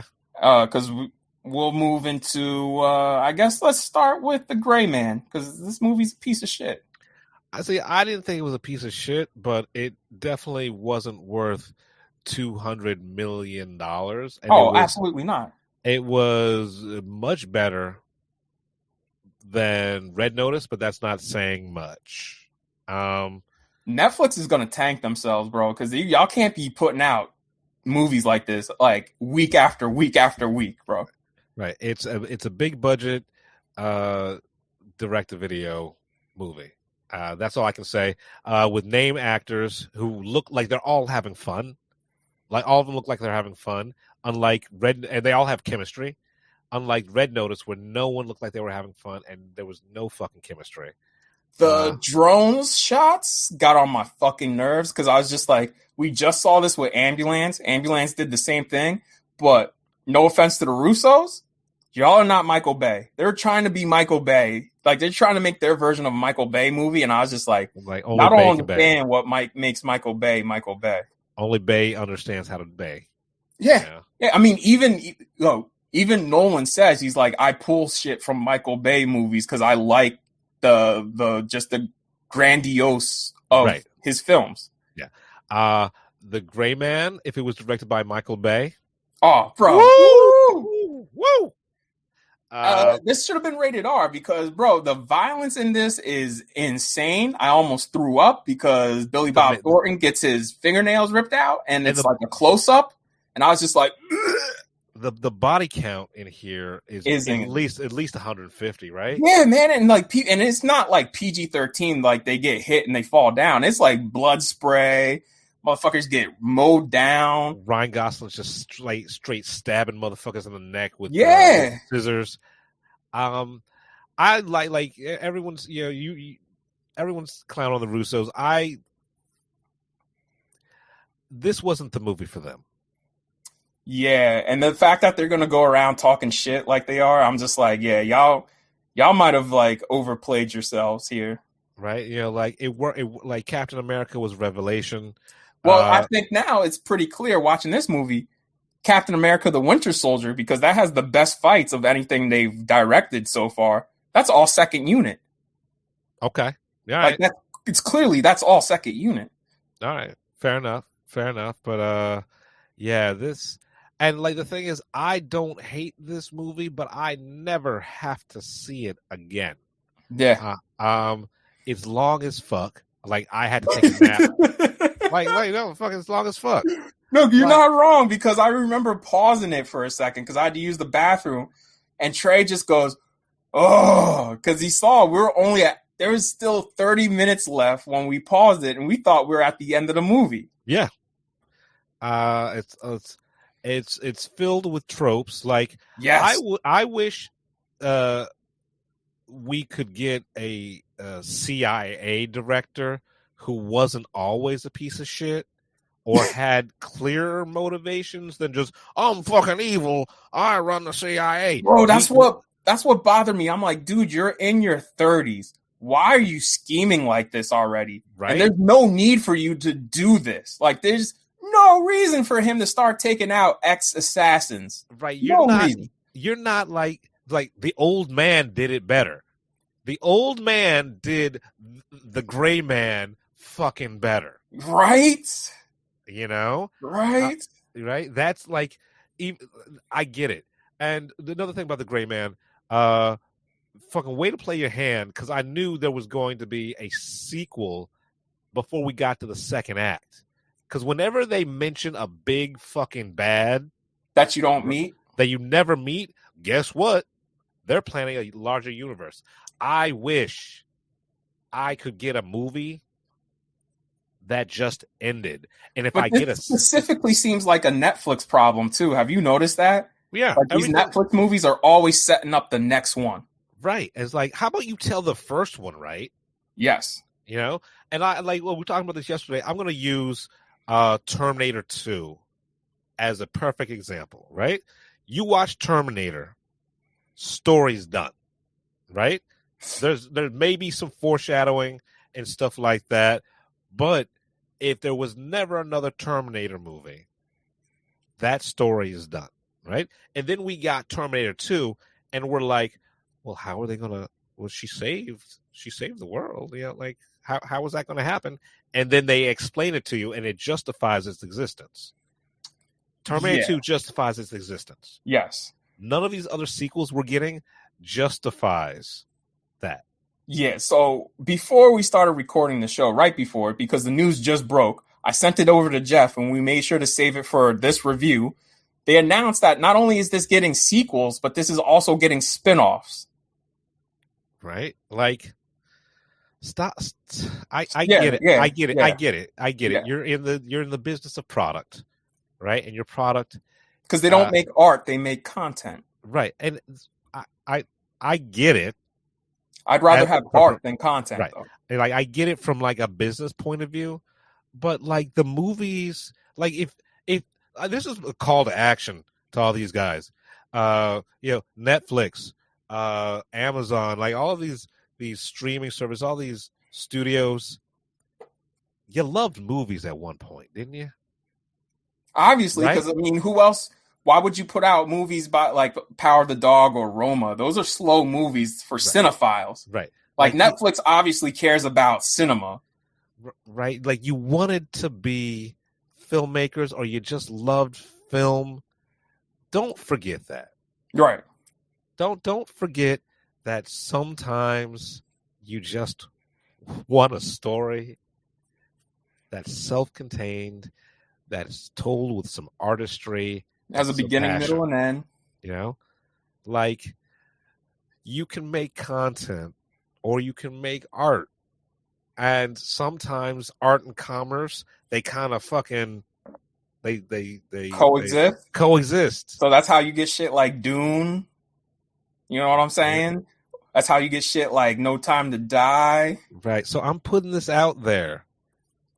You specifically, Netflix, because some of these other streamers, they get it. Right? Let's make movies magic again. Huh? Thank you. Yeah. All right. Well, let's move into Vengeance. Oh, this was good, man. It was really good. I think this nice little comedic thriller. I think this is going to be on one of my top 10 lists. It was surprising, because the trailer. I thought the trailer looked good, though. Yeah, everything's in the trailer, but nothing's in the trailer. I will say there are a couple of reveals that they hold off on in the trailer that I'm glad they did, because there came to a point in the movie where I was like, oh man, that sucks. The trailer played all the movie's hands, and then I was like, oh no, it didn't. It was surprisingly heartfelt, and honestly, it felt like I was listening to a podcast. Like the emotional rise that you get on one of those long form podcasts. Yeah. It felt just like that. I really wish, though, that it had a little, an extra, 3 or 4 minutes at the end, because it kind of just ended abruptly, because the thing happens and it's dark, where I was just like, oh, this movie took a hard turn. And then it kind of just ends 2 minutes later. Yeah. I don't have a problem with that. I could have lived in this world for a little longer. Like you said, you wanted an extra 3 minutes. I could have gone with another 15 minutes of BJ Novak's character just interacting with this family. Yeah, because it's only an hour and 45 minutes, and that's with credits. Yeah. And this is a nice it's hilarious, and it's thought provoking. Who knew Ashton Kutcher could act? Yo, I'm not gonna say anything else. That's all I'm gonna say. That's all I'm gonna say. Who knew Ashton Kutcher could fucking act? This movie shows that not every stereotype is true, and some people are more than their stereotypes. Yeah. Because BJ Novak is clearly playing a stereotype. He's playing that entitled, rich douchebag hipster. Yeah. The Boyd Holbrook's playing that conservative, gun-loving, dumb hick, and they are both more than their stereotypes. Yeah. Issa Rae kills it. Yeah. In this, she was always happy to see her. Yeah, and I don't. Like I said, this might end up on one of my top 10, my top 10, bottom of that top 10. But I was pleasantly surprised, especially because I don't really fuck with BJ Novak like that. I do. I think he's funny, but that's all I know him from is from his comedy shit. Right. And it makes me happy to see people from the comedy world break out and do other things outside of comedy. Right. Well, yeah, I mean, any of these, if you listen to any of these comedians, like the greats, the difference between comedy and tragedy is razor thin. Oh, that's this movie. That's jumping that line pretty. That's Boogie Nights too, baby. Yeah. I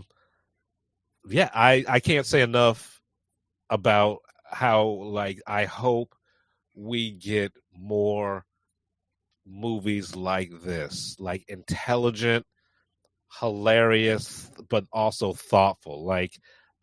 Just on the count of three. This was good. This was really, really, really good. Yeah. And I thoroughly enjoyed it. And I could see myself going back to watch this just because I love the character so much. Yeah. I'm going to watch it again, but when I get the screener during award season. Yeah. So, but this is it comes out this Friday, or for you, maybe next, by the time this comes out next week, maybe, you'll see it already. But Right. yeah. But if you don't want something big budget, if you don't want fucking just action and is fucking summer brain deadness, go see Vengeance. I mean, we got 2 movies for adults in theaters right now. You got this and you got Nope. Like, there's something for everybody because either the industry and the box office and the audiences just can't keep being fed Marvel. You know what I mean? Yeah. Let's move on to our second to last review before we'll jump into our spoiler review for Thor, DC Super Pets, League of the Super Pets. Because the one movie we saw yesterday, we cannot talk about till next week. Yeah. So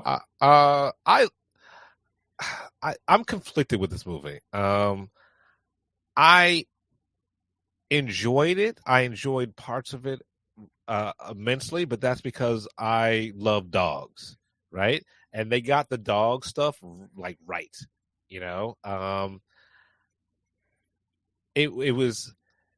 it tried to run that line that Pixar does so well, where it tries to infuse enough adult humor in your kids' movies for parents to actually engage with it and not want to blow their brains out having to see this 18 times on DVD. It didn't jibe though. Like for me, this is strictly for kids. Like, there's just a lot of puns, man. Just so many puns. A lot of it is just juvenile humor for children. Yeah. I would say I now want to see Keanu Reeves as Old Man Batman. Yeah. I kind of want to, like, this version of Metropolis, I want to see even live action. Like this, when I see Metropolis, when I think of Metropolis, this movie gives me that Metropolis that I picture in the Metropolis from the comics. Right. Like, I wasn't upset that we saw this, and I chuckled. Like, it was a constant little chuckles throughout the movie. Right. I didn't have any groans. It was chuckles. I only laughed heartily twice, and I can't remember what those scenes were. It was just I was so surprised to laugh out loud. Kate McKinnon, as always, is amazing. She was one of my favorite parts of this. If Kate McKinnon is listening to this, I want to just spend a day with you dressed in French aristocracy garb and go antiquing, because you're just so fucking weird and so wonderful and just so hilarious. I want to give a shout out to the sound designers and sound mixers. Like, y'all made a blockbuster for children, because we saw this in Dolby Atmos, and that Atmos was fucking hitting. I was like, sometimes I was like, God damn, they need to turn this down just a tad. They didn't have to go that hard. They didn't have to go that hard with the sound design for this animated film. Right? Yeah. The only thing, like I said, I enjoyed it enough. I'd never have to see it again, but I didn't hate myself for watching it. The only thing that I really didn't like was The Rock. His performance is pretty bland. Yeah, and we know he's a charismatic dude. And we know he can act. That's not the thing. I just don't know where that Rock was for this. He's a producer on it. His production logo, $7, is in front of the movie. Yeah. So, I mean, if you got kids, they're going to fucking love this. If you got kids that love comic books, they're going to love this. Shout out to The Rock for being really invested in the DC universe, because he has this and Black Adam later this year. Yeah. I mean, this thing it's cute. But it's cute but forgettable. Yeah, it's for kids. Yeah.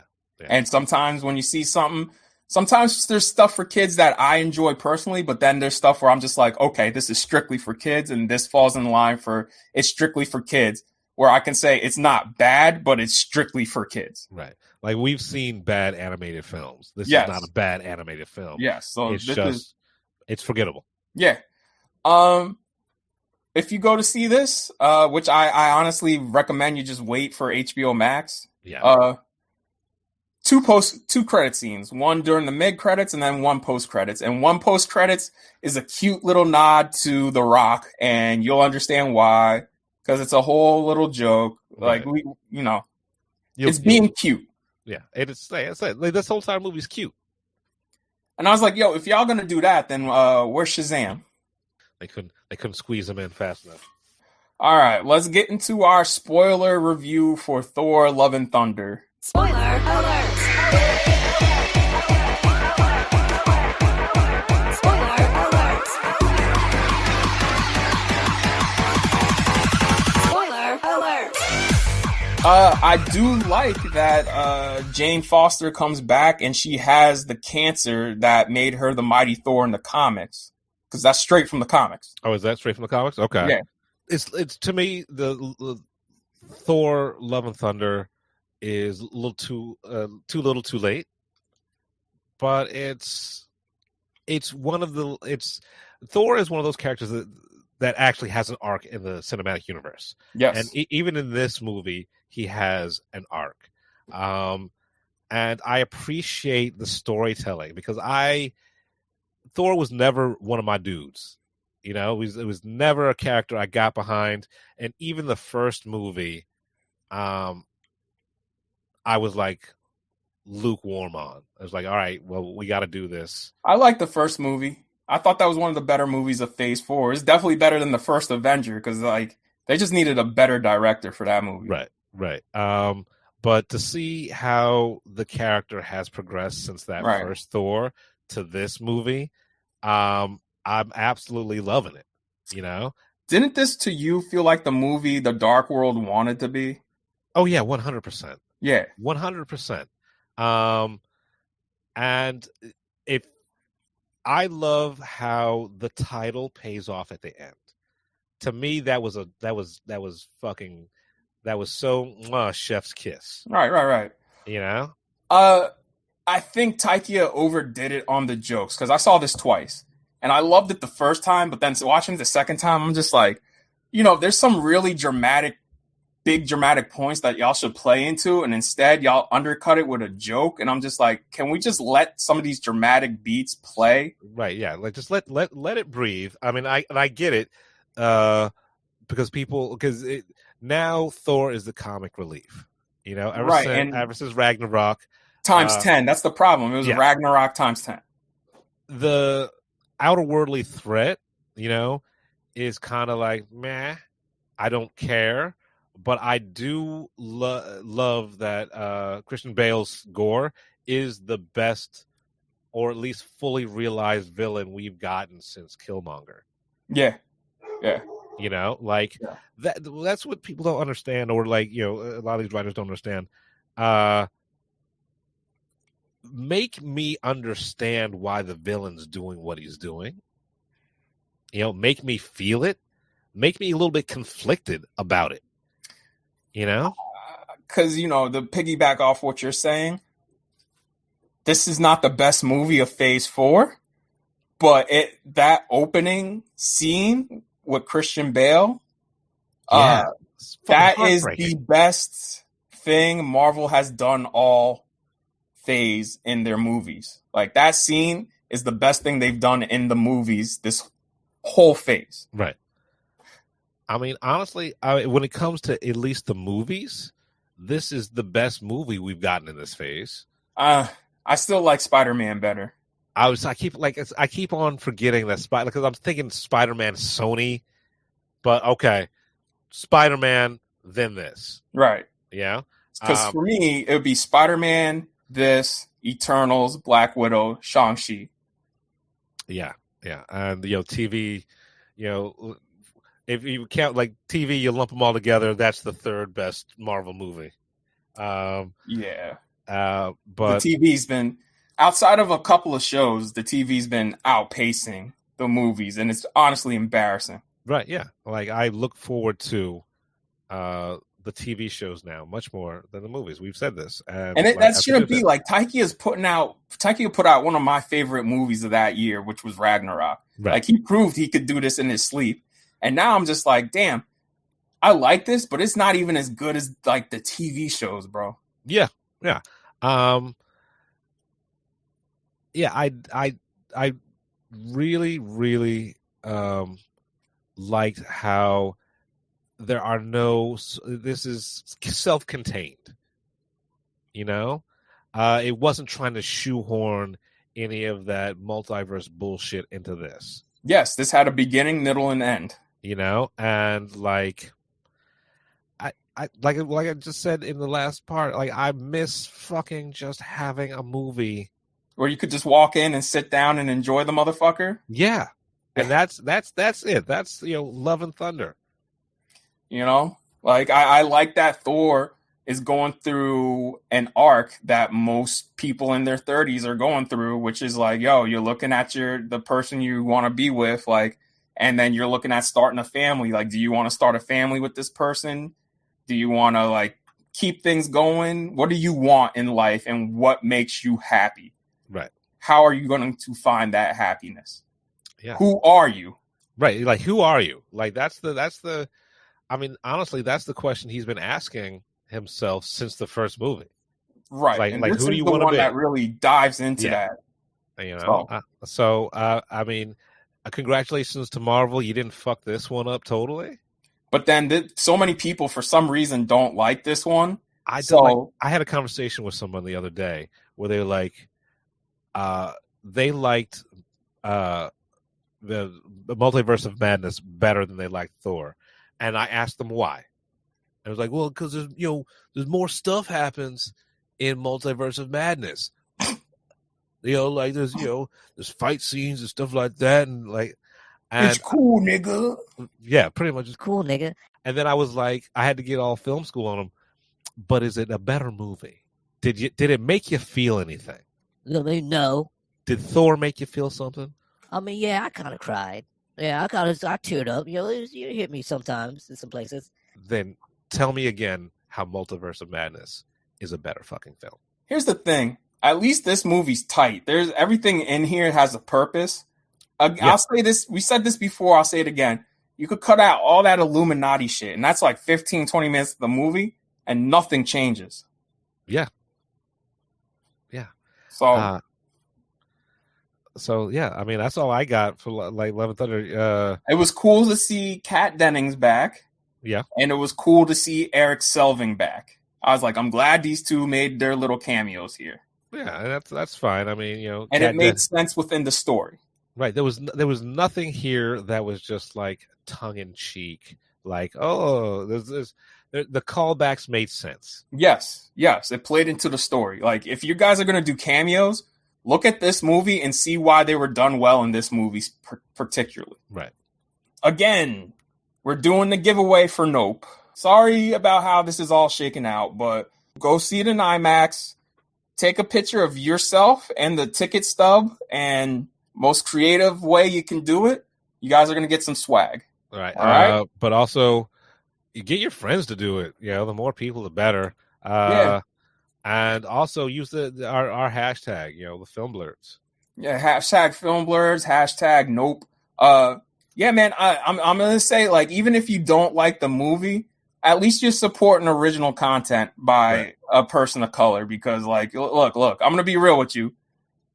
I know somebody who didn't like Nope, but they said at least Nope took some chances. It did something different, and they'd rather see more movies than like Nope than the shit that comes out week after week. So consider going to Nope, buying black.